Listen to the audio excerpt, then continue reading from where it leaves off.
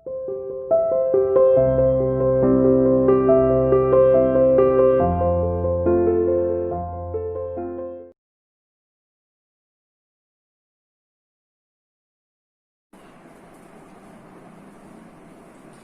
Students, welcome to CR international school online classes.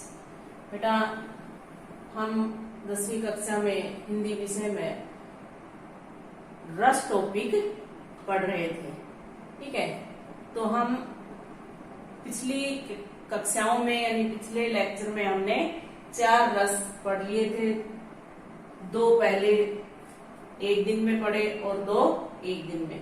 तो हमने श्रृंगार रस पढ़ लिया है, वीर रस पढ़ लिया है, करुण रस पढ़ लिया है और हास्य रस पढ़ लिया है। आज बेटा हम पढ़ेंगे रौद्र रस। रौद्र रस क्या होता है? रौद्र का मतलब गुस्सा, क्रोध। तो रौद्र का स्थायी भाव क्या होगा? क्रोध। और क्रोध कब आता है हमें? जब या तो कोई हमें गलत बोल जाता है या कोई ऐसी जिससे हमारी बेइज्जती हो, ऐसी कोई बात बोल जाता है, तभी तो हमारे मन में, हमारे हृदय में क्रोध के भाव उत्पन्न होते हैं। तो वो जहां जिन चीजों से क्रोध के भाव उत्पन्न होते हो वहां रौद्र रस होता है। अब देखिए क्या होता है रौद्र रस। इसमें किसी व्यक्ति के असह का मतलब होता है असहनीय, यानी जिनको सहन न किया जा सके, वचनों, अपमानजनक क्रियाओं, यानी या तो कोई व्यक्ति हमें ऐसे वचन बोल दे जिनको हम सहन ना कर पाए, या फिर अपमानजनक, या कोई ऐसी हमारे साथ हरकत कर दे कि जिससे अपमान हो, बेइज्जती हो, अथवा किसी शत्रु को सामने देखकर मन में क्रोध का भाव उत्पन्न होता है। यानी या तो कोई व्यक्ति हमें असहनीय वचन बोल दे, असहनीय बात कह दे, या फिर अपमानजनक क्रिया कर दे, कोई ऐसी हमारे साथ हरकत कर दे, या फिर किसी शत्रु को अगर हम सामने देख लेते हैं तो हमारे मन में क्रोध के भाव उत्पन्न हो जाते हैं। ठीक है, वो क्या होते हैं, उसे हम क्या कहते हैं? रौद्र रस। ये परिभाषा भी यही होगी रौद्र रस की। अगर पेपर में आपसे पूछा जाए रौद्र रस किसे कहते हैं, तो यही लिख दोगे, ये परिभाषा भी है। ठीक है, इसी को रौद्र रस कहते हैं। यानी इसमें रौद्र रस, चाहे आप ऐसे शुरू कर दो, रौद्र रस में किसी व्यक्ति के असह वचनों, अपमानजनक क्रियाओं अथवा किसी शत्रु को सामने देखकर मन में क्रोध का भाव उत्पन्न होता है, वहां रौद्र रस होता है। ठीक है, अब उदाहरण देखिए कि कैसे इन पंक्तियों में आपको पता चलेगा कि क्रोध उत्पन्न होता है। देखो, या तो वहां क्रोध का जिक्र ही आया होगा, भी गुस्से का जिक्र किया गया होगा, कहीं ना कहीं शब्द का प्रयोग किया गया होगा। अब देखिए इस उदाहरण में देखिए आप कि श्री कृष्ण के सुन वचन अर्जुन क्रोध से जलने लगे। अब ये आ गया ना क्रोध बीच में, तो अपने आप ही पता चल जाएगा कि ये रौद्र रस है, क्योंकि इसमें क्रोध का जिक्र किया गया है। ठीक है, कि श्री कृष्ण के सुन वचन अर्जुन क्रोध से जलने लगे, सब शोक अपना, यानी अपने सारे दुख भूल कर करतल युगल मलने लगे, यानी लड़ाई करने के लिए वो तैयार हो गए। पहले तो क्या था, नहीं लड़ना चाहते थे, क्योंकि उनके सामने लड़ने वाले भी उनके शत्रु भी उनके भाई थे कौरव, तो इसलिए वो नहीं लड़ना चाहते थे। लेकिन जब श्री कृष्ण ने उनको समझाया तो वो लड़ने के लिए तैयार हो गए। उनको क्रोध आ गया, करतल युग मलने लगे, यानी हाथों को गुस्से से मलने लगे, रगड़ने लगे। ठीक है, ऐसे ही दूसरा देखिए, संसार देखे अब हमारे शत्रु।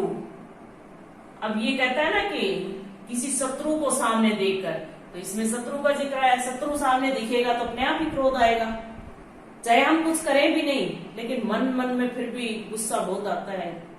ठीक है ना, उसके बारे में मन में भी कुछ बोल जाते हैं हम ऐसे। तो कहता है कि संसार देखे अब हमारे शत्रु रण में मृत पड़े, करते हुए यह घोषणा वे हो गए उठकर खड़े। यानी दोनों काव्य पंक्तियों से ये पता चल जाता है कि ये रौद्र रस है, क्योंकि पहले वाले में क्रोध शब्द आया है, या क्रोध के बारे में आपको पता ही है, जिक्र किया गया है। दूसरे उदाहरण में शत्रु का नाम आया है, तो आपने परिभाषा में देखा ही था कि शत्रु सामने दिखे तो गुस्सा आता ही है, तो वो रौद्र रस होगा। समझ गए? ऐसे और भी उदाहरण हो सकते हैं कि कहा कैकई ने सक्रोध, अब इसमें भी क्रोध का जिक्र आया कि कैकई ने क्रोध के साथ कहा, दूर हट निर्बोध, दिविजयन रस में विष मत घोल। यानी जब राम को 14 वर्ष का वनवास दिलाया था, उस समय ये कैकई ने कहा था। ठीक है, ऐसे ही बहुत से ऐसे उदाहरण होते हैं, जैसे ये इस किताब में दिया हुआ है, जो आपकी बुक में जो लेसन नंबर 2 होगा, तुलसीदास वाला, यानी राम लक्ष्मण परशुराम संवाद में सारा रौद्र रस है। क्योंकि आपने पढ़ा होगा, उसमें जो परशुराम है वो बात बात में गुस्सा करते हैं, तो वहां क्या है, वो रौद्र रस है। जहां परशुराम का लक्ष्मण का जिक्र आता हो कहीं भी, तो वहां रौद्र रस होगा। समझ गए? कुछ एक ऐसी अलग से ही पहचान है कि वहां रौद्र रस ही होगा। जैसे श्रृंगार रस में जहां राम सीता, कृष्ण गोपियों का, कृष्ण राधा का जिक्र हो, वहां श्रृंगार रस होता है, चाहे वो वियोग हो चाहे वो संयोग हो। ठीक है, ऐसे ही उस कविता में, आपकी जो कविता है उसमें पूरी में ही रौद्र रस है। जहां परशुराम लक्ष्मण का जहां जिक्र किया गया है, वहां पूरी में रौद्र रस है। जैसे ये उदाहरण भी इस बुक में दिया हुआ है कि रे नर्प बालक काल बस बोलत, तो ही न संभार धनु ही सम त्रिपुरारी धनु विदित सकल संसार। तो इसमें वो परशुराम अपने क्रोध को प्रकट कर रहे हैं। नर्प बालक किसके लिए? लक्ष्मण के लिए। जब लक्ष्मण उन्हें जवाब दे रहे थे तो उनको गुस्सा आ रहा था। ठीक है, ये बेटा रौद्र रस होता है। ठीक है, अगला हमारा छठा होगा भयानक रस, जिसका स्थायी भाव होता है भय, यानी डर। अब उसमें क्या होता है कि किसी भयानक वस्तु को या दृश्य को या किसी बलवान शत्रु को देखकर या उसकी डरावनी बातें सुनकर जो मन में भाव पैदा होते हैं, वो क्या होते हैं? भयानक रस होते हैं। ठीक है, किसी भयानक डरावनी वस्तु को देखेंगे तो जैसे आप मान लो आपको सांप ही दिख गया, तो डरेगा नहीं? डर नहीं लगेगा उससे? क्या लगेगा ना, कोई अंधेरे से डरता है, कोई पानी से डरता है, ऐसे भाई किसी को किसी चीज से डर लगता है, कोई ऊंचाई से डरता है, कोई हवा से डरता है, तेज हवाएं चलती हैं तो डर लगता है।